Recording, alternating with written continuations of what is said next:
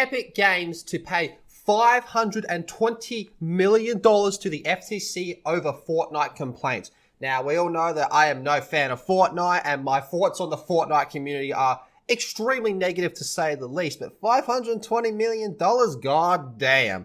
So the main points of contention were privacy violations and unwanted charges. Okay. So both the FTC and the United States Federal Trade Commission and Epic Games have confirmed that Epic is set to pay $520 million to settle allegations of child policy violations and dark patterns, and that Fortnite had tricked players into purchases they did not want to make. Now, they're talking about that whole mental manipulation that these companies use with like FOMO, fear of missing out with like certain skins and stuff like that. And like, look, to a certain extent, all these games kind of do this. Not necessarily Fortnite is the only one, but yeah, I think you could argue that Fortnite might actually be the ones that do it the most egregiously, to say the least. So the FTC's press release explains in further detail that Epic's game, despite being aware of the large number of underage individuals playing Fortnite, collected users' personal data without discrimination. So this means that when accruing data from players under the age of 13, they were violating what was known as the COPPA rule. Now, this is something that YouTubers went through a couple years ago when it first came into effect,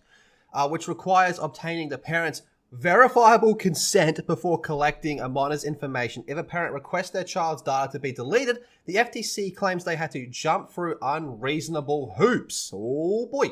So the FTC has also alleged that Fortnite's voice chat settings were harmful to children and teens, as voice and chat was enabled by default, meaning children could interact with strangers without supervision. Oh, shut the fuck up there and then, man, dude. I've been playing online games since I was an early teenager, and yeah, I heard some adults say some fucking crazy shit when I was a kid, and now I'm the adult saying crazy shit and there's fucking children listening, man. Like, fuck off with that dumb shit. So, according to the press release, children and teens have been bullied, threatened, and harassed and exposed to dangerous and psychological traumatizing issues such as suicide while on Fortnite. Just turn the voice chat off then. If it's on by default, I don't really see the big deal. Just turn it off. Furthermore, the FTC claims that Epic employees have been urging leaders to change this default setting since 2017, but they declined to do so. I think the default setting should be on, and then if you want to turn it off, you turn it off. You play one game, you hear some fucking white fucking 14-year-old kid dropping N-bombs like there's no tomorrow. Yeah, you want to turn it off, you turn it off. Fine, whatever. Who gives a fuck?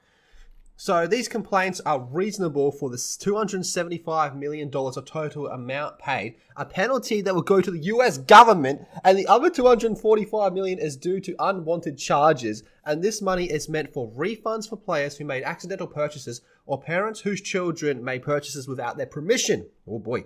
So the FTC expresses that Fortnite's UI tricks you into making purchases. Yeah, I can totally see that. I do agree with that. But like I've said, I think most video games that have in-store bundle things do that as well.